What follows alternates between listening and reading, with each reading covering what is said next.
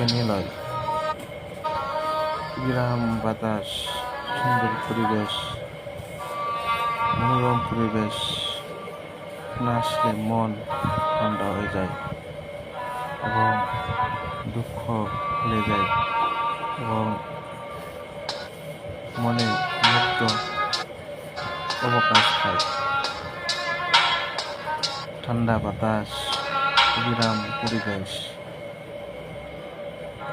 এবং সাদা শ্যামল দৃশ্য, সবুজ দৃশ্য, সবুজ গাছগাছালি এবং এখানে কি সুন্দর পরিবেশ। অনেক লোক ঘুরতে আসে, আমিও ঘুরতে আসলাম। তো গাইস দেখেন আমার সুন্দর জায়গা। আমার মনে হয় আসলে আপনাদের ভালো লাগবে।